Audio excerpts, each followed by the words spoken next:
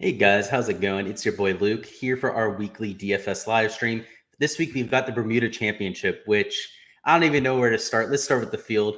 It's absolute shit. So let's get over it. Not going to be the best players in this field, but we have the same type of Draftkings contest that we have every week, same type of scoring. So if we're able to put in the research this week, kind of do that dirty work that no one else wants to do, I think this is going to be one of our most profitable weeks to date. So with that being said, let's hop right into a preview. So the first thing we're going to cover is the weather, and we're going to talk about if the course has changed at all from our modeling earlier on the week.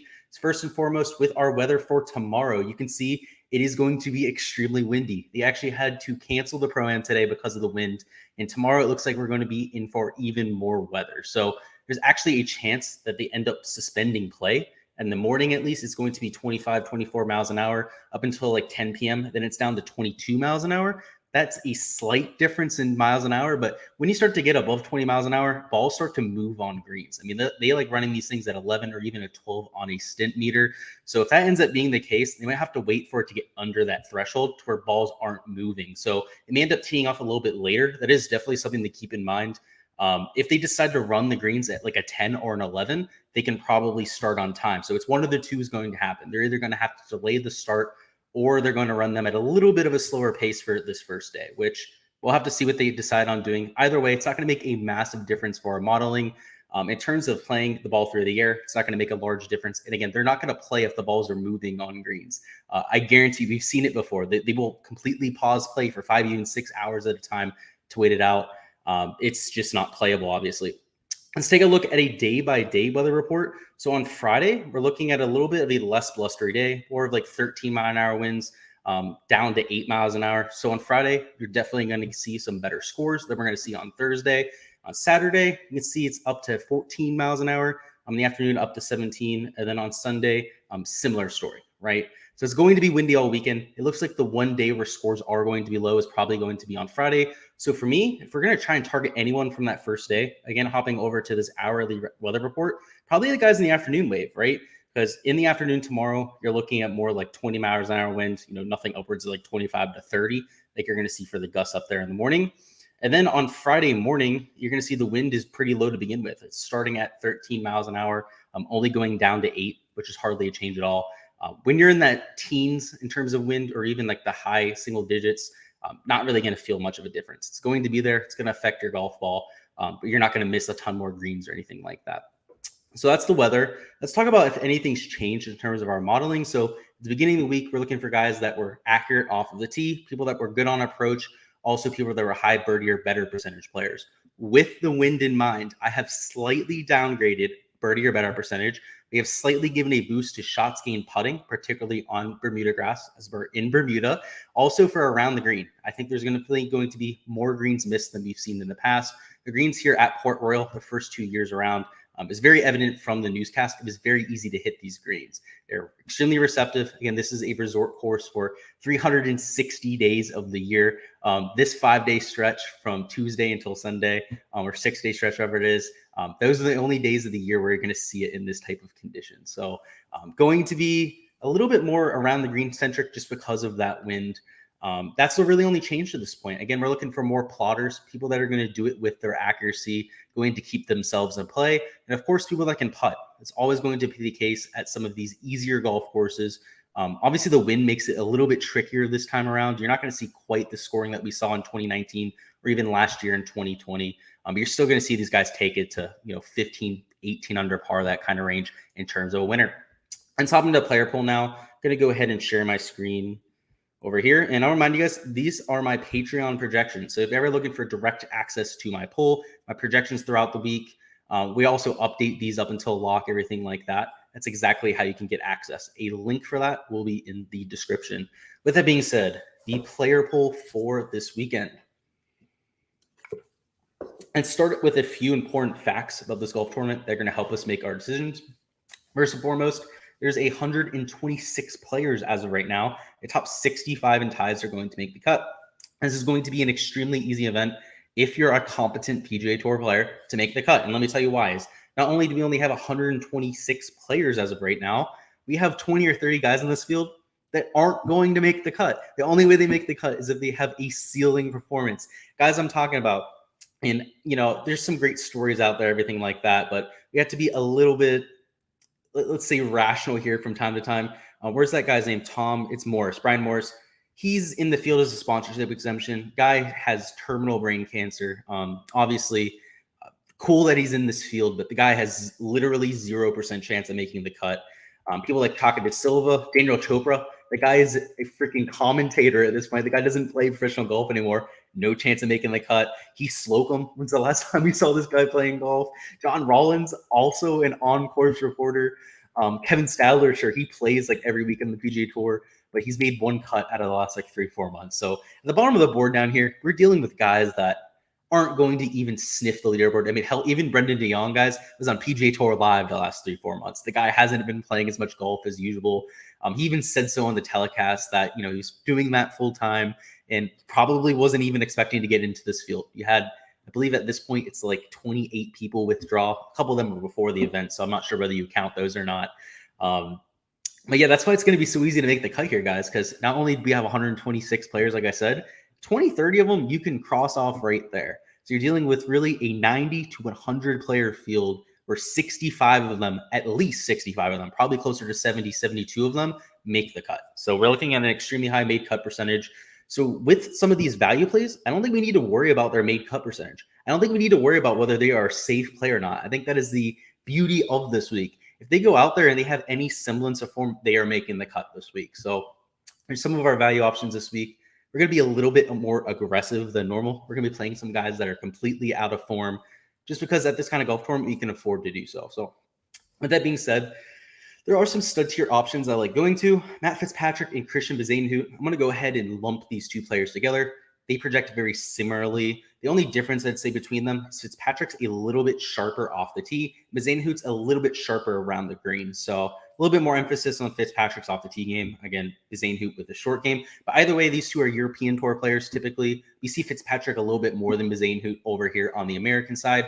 Both of them coming in with great form. Fitzpatrick won his last time out. Bezainhout has a top 5 finish his last time out, and that was at the BMW PGA Championship, which is essentially the Players' Championship over on the European Tour. So for him to finish in the top 5 there, it's extremely impressive. A lot stronger field at that event than what we're going to see here. So if that gives you any idea, probably 2 to 3 times as strong of a field. I like going to them too, mostly because they're good in wind. Anytime you're playing on the European Tour, you're dealing with a little bit nastier conditions than you're used to over here in America. That's just the climate over there, especially when they're playing in England. They're playing over in Spain even. You're dealing with just a lot of tropical-like conditions just because you're on the coast over there. So we're going to see that this week. They're going to be used to that kind of coastal weather, the wind, everything like that. Patrick Reed, I don't hate going to. Obviously very good at getting up and down. Something I saw on Twitter just a little bit ago, anytime the guy has Twitter beef, the guy seems to just pop off. I cannot explain it. That's not why I like him this week. Obviously, this guy's good at getting up and down. He's very good at putting, can score with the best of them. And if we take a look at just pedigree of player in this field, he is in a tier of his own. Like there could be a tier in between or even 2 tiers in between him and the rest of the field in terms of their pedigree. So even though he's in complete dog shit form, if you take a look at his advanced metrics, every single shots gained category is negative over the last 6 events. So you don't like to see that. That's why he comes in as the 53rd ranked golfer in the field in terms of recent form. But like I said with Patrick Reed before, we've played him in these instances before where he's came in with bad form and he's paid off. At the Farmers Insurance Open last year, had multiple missed cuts going into that event, ended up coming out of nowhere, completely changing his swing, actually changed it that week and then won that golf tournament. So if anyone out there is capable of flipping the switch, kind of like a Dustin Johnson, that kind of thing, that is going to be Patrick Reed. So I don't hate playing him here. He's just a much better player than the rest of the field. So you can see he's the one high-owned option up here that I am willing to stomach this week. I'm not going to be playing 40, 50% of Patrick Reed, probably closer to 30, maybe just 35%. So hardly getting leverage there in terms of our ownership, but I think he has real legit winning upside. I mean, this guy's nearly a double-digit winner on the PGA Tour. I believe the next highest wins in the field might probably Luke Donald. And I cannot tell you how many wins he has off the top of his head. Obviously, he was a world number 1 at some point, but nowhere even near the same type of player at this point. My favorite play up top, considering ownership, price, course fit, everything like that, is Seamus Power. He was in my core plays video, so I'm not going to go into more and more detail about it, but the guy's good off the tee. It's very accurate. It's very good at putting on Bermuda grass. You can see over there is a positive in that category, over a quarter of a stroke per round. Good recent form, good course fit like we were mentioning. Really nothing to hold against him. Also should be very good in the wind as he's from Ireland. These next two guys here, they're clear fades. And again, we're not going to talk about every player in this field, but this is the top of the board. This is where a lot of our ownership is going to congregate. So I want to make sure I hit on most of these guys. By the way, I'll mention Mito Pereira. He was in my fades video today. So if you want to know why I'm fading him, go ahead and check that video out. He's just not a good putter on Bermuda grass. We know that. And his main weapon, which is his off the tee game, particularly his distance off the tee, is going to be mitigated here. There's plenty of dog legs where you have no shot but the club down. And a lot of times clubbing up here puts yourself into danger. I mean, there's a lot of water areas, a lot of penalty areas and whatnot you can hit into. And hitting driver brings a lot of them in. Whereas if you hit an iron, it's a pretty safe golf course, pretty straightforward golf course as well. So I just think that there's better golf courses for him. I'm a long-term buyer of Mito Pereira. I think he's going to be the top 20, top 25 player come some point of his career. But I don't think we need to buy in on that price tag there. It's extremely high. Also dealing with one of the highest ownerships on the slate. Actually, I believe he's the highest owned player on the entire slate. So let's talk about these two Korn Ferry Tour guys, though. So just like Mito Pereira, they are going to be a fade for me as Hayden Buckley and Matthias Schwab. Buckley has had a very good start to his PGA Tour career, has 2 top 10s in a row, I believe. Had a missed cut his first time out. But Hayden Buckley, he's not the class of this Korn Ferry Tour field. There's probably 5 or even 6 golfers with a better pedigree than him coming out. He's just the one that's gone out there and had a good start right away. So that's why I see him priced up there. So for me, it's a fade just straight based on pedigree. I mean, this guy, sure, he's going to be a good golfer someday. I mean, a lot of these Korn Ferry Tour graduates, particularly the ones from this year, are going to have staying power just because they had 2 years of qualifying. You're really going to have the cream rise to the crop. Sorry, the crop rise to the top there when you have the best players playing for 2 years. So I do think Hayden Buckley long-term is a solid option, but is he $9,900 even in this field type player? I don't think so. Particularly with Matthias Schwab, I don't understand why Draftkings has him here at $9,700. Even in the betting market, he's not getting that kind of sentiment. So for me, modeling, not very well. I mean, this is a guy we just haven't seen much of. He's very good with his irons. He's not one of the better putters on tour. You can see one of the worst putters in the field here in terms of his shots gained on Bermuda. So for me, not somebody I'm prioritizing. Somebody I'd much rather go to, somebody like Chad Ramey, who if you were ranking the Korn Ferry Tour guys coming out in terms of their pedigree, in terms of their stats, that kind of thing, if there was a draft for all these Korn Ferry Tour guys, normal overall draft pick would either be Will Zalatoris or Chad Ramey. There is a legitimate argument to be made that it should be Chad Ramey. Chad Ramey was better than Will Zalatoris in greens and regulation percentage, better in terms of putting, and better in off the tee accuracy. Obviously, Zalatoris has him with distance off the tee. That's why on the PGA Tour, Zalatoris is a much bigger gainer off the tee. But in terms of general skill set, Ramey really got the job done. I mean, the guy only missed 2 cuts the last 2 years on the Korn Ferry Tour. So for him to be able to pull that off, he was clicking on all cylinders. So even though he hasn't looked that good on Bermuda grass, he's losing nearly half a stroke per round. It's a very small sample size. I believe it's a total of 10 rounds we have of him on Bermuda grass. So not going to let that completely take me off a play that otherwise is one of the best on the entire slate. Adam Hadwin is another one of my fades for this week. I talked about him in my video earlier on today. He's a fade just because of the ownership, right? 22.81%. He was somebody I was considering playing at the beginning of the week. He's accurate off the tee. He's good on approach, and he's a seemingly good putter. The issue with Adam Hadwin is that he's very much so worse on Bermuda grass. It is by far his worst surface. He loses 0.31 shots gained putting per round to his baseline. So typically one of the best putters on the PGA Tour, regresses towards a PGA Tour average putter. So for me, if we're going to get an average version of Adam Hadwin this week, not worth $9,400. I mean, the guy is going to be one of the best players in this field. But again, you're dealing with game theory here at nearly 23% ownership. It's really hard to get leverage on him. And to me, it's just not worth it. So he's going to be a fade for that reason. Danny Willett, I will be playing. He's European. He's obviously played well in hard conditions, i.e. a Masters win. He's a winner on the European Tour just a couple months ago. I think a lot of people are forgetting that. So you can see the recent form metrics, the course fit rankings here, not going to be telling us to play Danny Willett. In fact, they're actually telling us to avoid him and avoid him quite heavily. The issue with that is he plays in the European Tour. We don't have a lot of recent metrics on him. So that data can easily be misleading.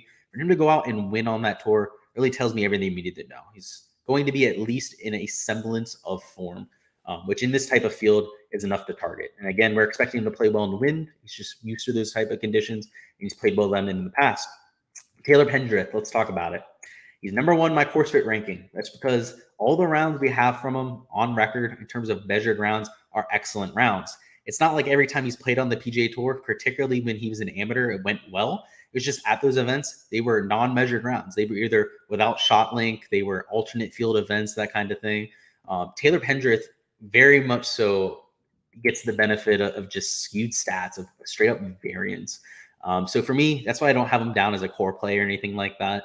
The guy is extremely long. He's extremely good off the tee. He's not known for his approach play, though, and he's certainly not known for his putting. He's top 25 in approach play on the Korn Ferry Tour. We don't really know how that's going to translate to the PGA Tour. Obviously, quite a big drop off from tour to tour. So for me, not somebody I'm prioritizing here. Obviously, he's getting a little bit of a boost in price just due to his name recognition. One of the more known Korn Ferry Tour guys coming up. If you're going to put a draft out there again for the guys coming out, where they'd be drafted, he's probably a top 5 draft pick in terms of those Korn Ferry Tour guys. So I don't think you can necessarily go wrong taking him there, but not somebody I'm prioritizing. Neither Patrick Rogers either. I almost put him in my fades video. This is just not the track for him, right? You think of bomb and gouge with him, somebody who's good on bent grass greens over there on the West Coast, always seems to show up. We're dealing with Bermuda grass over here on the East Coast. We're also dealing with a track that doesn't reward you for distance off the tee. So for Patrick Rogers, one of the most inaccurate drivers in this field, I'm worried about the water here this week. I'm also worried about him putting himself in the rough, that kind of thing. Thomas Dietrich, and we're going to start skipping around after this because these top 15 are the main guys I think you need to worry about. And then from down low, like I said before, we're going to have some fun. We're going to take some shots. We're going to spread out our player pool quite a bit just because it's one of those weeks. We don't really know what's going to happen. So we can take stands on the guys that we know are going to play well. And then down low, like I said, it's worth taking some risks. It's just one of those weeks. First of all, Thomas Dietrich, $8,900 though. He was one of my sleeper picks this week. Again, somebody who won on the European Tour just less than a month and a half ago, as a top 4 finish in that stretch as well. So coming in with good form. You've seen him over in America plenty of times. Has shown up in majors. He's had some good rounds at U.S. Opens. And overall, I expect the game to translate very well to this event. Again, we're going to be dealing with quite a bit of wind. We're also going to be dealing with just a strategic golf course, a course that you have to think your way around. So Thomas Dietrich, even though, again, he doesn't have a ton of PGA Tour starts, is one of the more experienced professional golfers in this field. Let's talk about a few guys in this mid 8K range that I like. Denny McCarthy, he was in my core plays video. Always want to play him on Bermuda grass. Guy is by far the best Bermuda grass putter in the entire world. Just needs to find his irons. Guido Migliozzi, you could go to him. I love saying that name, Migliozzi, $8,700. The guy is just a stud. I don't know how good he's going to be, but from what we've seen at the U.S. Open, from what we've seen at just the majors he's shown up at, the guy's first off got swag off the charts. The guy is going to be a marketing machine. He's just got to go out and win a golf tournament or two. If he does that, the guy's going to get paid like no other. It's just I think his game's very good too. The guy. He was that guy, if you guys remember at the U.S. Open, that was like chipping in all over the place and like fist bumping everything. He was getting full Tiger, that kind of thing. I like playing guys like that just because they're entertaining. From a DFS standpoint, all of his metrics look fantastic. I mean, gaining across the board is very solid with his ball striking. Again, we've only seen him 4 or 5 times though. That's the issue. But again, that's a common theme with people in this field, right? We have a lot of new names here, a lot of people that aren't typically playing on the PGA Tour. So Migliozzi going to be one of my higher owned players on the slate, probably looking at 40, maybe even 45% ownership for me. The kid's a future star of the sport. Brandley, I'm not going to play. He's a bomb and gouge type player. Very inaccurate off the tee. Not a very good putter either. So just not checking the key stats I'm looking for. Ryan Armour does check all the key stats I'm looking for. Accurate off the tee. Decent with his approach. Obviously a good putter. It's kind of what he's known for. The only issue here, why he wasn't one of my core plays at the beginning of the week, why he's not one of my higher owned plays on the slate, just the putting on Bermuda. You can see he's hardly a positive putter on almost every other surface, especially bent grass, a massive gainer. So in terms of David Lipsky and Mark Hubbard, Lipsky was a core play of mine. Very good with his short game. Is not the best Bermuda putter, but again, he has 8 measured rounds on that surface. So we're not sure how reliable that kind of a number is. And it's baked into my projection. And even with that baked in, still one of the better point per dollar plays in this entire part of the salary pricing. So I don't hate going there at all. Mark Hubbard is going to be chalk. He was somebody I considered fading. Everyone seems to be on Mark Hubbard. And to be quite honest with you, I don't really understand it. You can see in terms of his metrics, he's modeling out very well, especially in terms of recent form. But when we take a look at his finishes and especially the whole 2021 season as a whole, it was horrible. I mean, the guy missed well more cuts than he made. And for a regular PGA Tour pro, that's not really what you want to see. I mean, the other guys in this range were at least making cuts. They were at least contending from time to time. But Mark Hubbard, I mean, Jesus Christ, apart from what we've seen of late, it was a really tough season. So I have him down as a play, right? The numbers tell me that he's a great play this week. And I try to bend a knee to these statistics. I try not to deviate too much, but God, it's an ugly play. And I'll just preface it at this point. Every play from now on this player pool is gonna be an ugly play. There's gonna be some people that you do not want to play at all. People that you've probably never played in PGA DFS before. But I challenge you to go ahead and do so. Any simulation I run this week, particularly with winning percentage, that kind of thing, almost every player in this field has at least a 0.8% chance of winning. Some of those guys down low that, again, I said have 0% chance of making the cut, they're at like 0.1% chance of winning or like 0.05 or something like that. But good portion of the field, maybe like 85, 90%, 90 players in the field have a legitimate shot at winning. So I'm not excluding a ton of people down low in my poll. There's a lot more people marked as a yes, especially in this mid-tier range, than a no, just because I think this is a sweet spot. I think we're going to see at least 3 or 4 of the guys in this 7K range, maybe even the high 6K range, finish in the top 10. So leaving salary on the board, definitely something I would recommend this week. The optimal lineup this week, even more so than any other event, should leave a ton of salary on the table. So just keep that in mind. Peter Uline being completely unknown, just 4% ownership. That's a pure uniqueness play right there. We haven't seen much of him. He's somebody who's a little bit better at birdie fest, but I'm playing him just for the ownership. I like that a lot right there. Lucas Herbert, he's from Australia. We played him a few weeks ago, made a cut. He's decent. Nothing to really write home about. You see the metrics right there aren't too favorable for the Australian, but I'll ban on his pedigree. Again, he's a European Tour guy that we've seen before. He has a win over there on the European Tour. And anytime you have a proven winner in this field, I want to be all over them. I mean, a good majority of this field, 90 to 100 of them have never even sniffed a win, let alone finished in a top 5. And again, 30, 40 of them have never played a PGA Tour event before. So we really got to keep a lot of that in mind. People like Lucas Herbert that have wins on their record, particularly at large events in the European Tour, should be priced a lot higher than they are. Russell Knox, one of my biggest fades of the week, 20.89% ownership. That is just a little bit ridiculous to me. I mean, this guy, sure, he's good in the wind. So that's what everyone's riding with. That's just why he's over 20% owned. He's a good wind player. But other than that, what do we've got? We've got somebody who off the tee tends to spray it. I usually like playing him at golf courses that are really easy off the tee. We're not dealing with a lot of hazards. That is not the case here at the Bermuda Championship. He's also horrible at putting on Bermuda. He's a gainer on every other surface, but a loser on Bermuda. So you do not like to see that. Anytime you have a guy at 20% ownership in this 7K range, unless it's a complete blatant misprice, I'm not going to be on it. And in this case, it is not a blatant misprice. It's just people falling in love with the win narrative, which is an extremely volatile and extremely noisy stat at that. Not something that I would be putting my analysis on week to week. Usually wind, we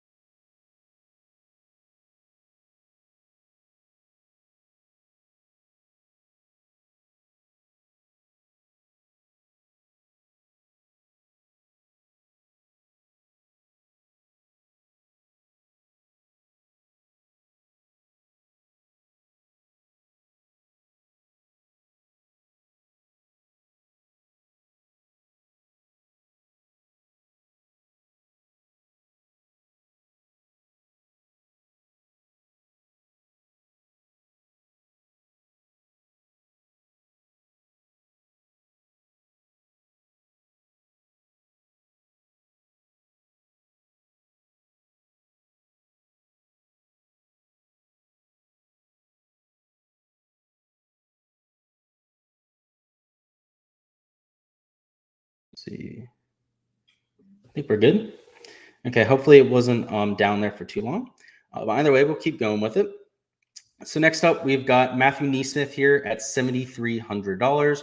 Not somebody I hate on this slate by any means. He's definitely somebody who's good on these shorter tracks. We've seen him at the RSM Classic. We've seen him at Harbor Town have some really good events. And here you're getting that same type of course, right? Short, you got to do with your accuracy, that kind of thing. So I don't have him down as a core play right now, but in terms of course fit, you could do a whole lot worse. Recent form for Matthew Neesmith, not going to be there though. So a little bit concerned about that, but I like going there. Ray McDowell, somebody who's good in wind. He's a European Tour player. He's relatively good with his wedges. It's kind of what we know McDowell for.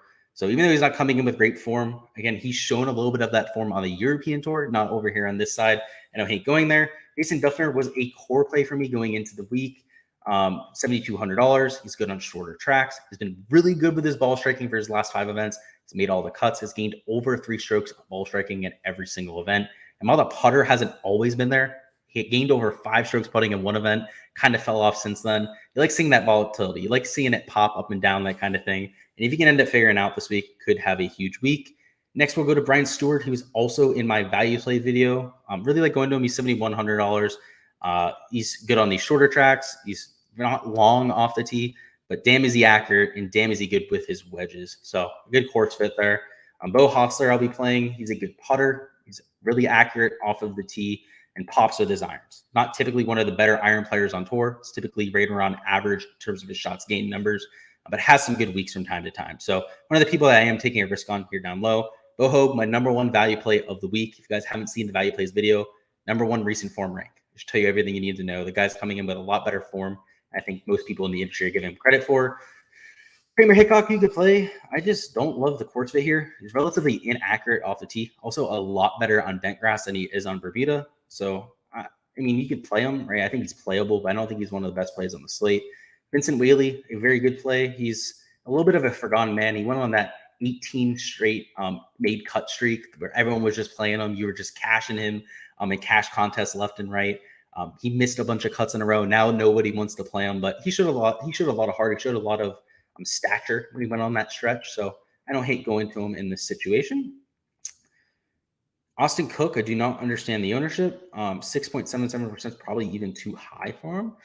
Dolly Vanderdahl, he looked very good his first time out on the PGA Tour. Kind of fell off since then. I don't hate going there. He's $6,900. He's a little bit more expensive than he should be for this field. You can see the modeling loves him at the very least. One of the shorter players that's coming out of the Korn Ferry Tour, kind of like a Steven Yeager, where they're doing it with their around the green game. They're doing it with their putting more than anything. So at a golf course like this, actually, I want to put him down as yes. He's probably going to make my pull. I haven't completely submitted my lineups yet. I have a few builds made. I'll probably need to add him in there because the more and more I talk about it, it's just a great skill set fit. And the guy looked good the first time out, so he could easily build on that momentum.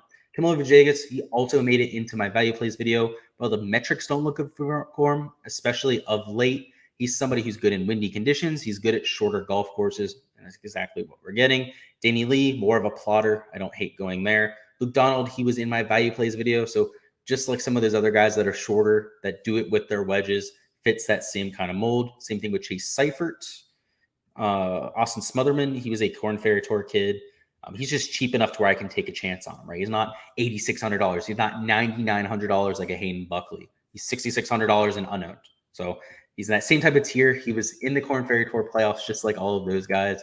Same kind of pedigree of player. So for me, I like going to a Smotherman rather than one of those $9,600 guys that are getting 5 to 6 times as owned. Dylan Wu has a win on the Korn Ferry Tour. It's one of those proven winners. Same kind of deal. He's $6,500, only 3% ownership. Let's see. John Pack, he was the college player of the year last year. That was Matthew Wolf one year. That was Colin Morikawa another year. I'm not saying he's the next superstar or anything like that. He's looked horrible in his PGA Tour career to start, but he's a Bermuda grass specialist. So he's going to turn it around anywhere. It's likely to be on this surface. Again, completely unknown, $6,500. Somebody I'm taking a risk on here this week. Kurtz Thompson, same kind of thing. Even more so unowned, 0.26% ownership. A little bit ridiculous there. Also a Korn Ferry Tour graduate. He's taken a little bit longer to get his card. He's not one of these guys who came right out of college. Had to go through the Korn Ferry Tour for quite some time. I actually have a buddy of mine who's played golf with him before, and his sister. So they're all great golfers. So you don't hate going there. Scott Kachowski, he's also a Corn Fair Tour guy. Wanted to take another risk on one of them, go to him. Just not in my pool as of right now. You go down to Kyle Wilshire. Kyle Wilshire is a young, up-and-coming kind of player. Got into this field, I believe, on a sponsorship exemption. Ted Potter, I will be playing. It's so funny. You can see the sea of no's down here, and then the one yes, Ted Potter Jr. Ted Potter Jr., he at least is a PGA Tour regular. He's $6,100, so he's the cheapest that I'm willing to go. He's short off the tee, but he's amazing with his irons. So this week, he's not going to have to worry about the distance. This is a short enough golf course for him. He can kind of lean into that iron play, and he's a dog shit putter, but from time to time, he gains 2 or 3 strokes putting. So if he can game with his ball striking, we expect that. He's one of the better ball strikers, and he gains putting. He could finish in the top 5 or 10 in this golf tournament, especially given the field strength, and pay off that $6,100 price tag. So that's all that it really took for me to talk myself into that play. But again, one of the shorter players that's not going to have to deal with that distance this week. But that's all we've got here for our live stream this week. Thank you guys for stopping by. As always, if you guys have any questions, go ahead and feel free to put them down in the comments. I'll get to them when I see them. But until next week, good luck with all of your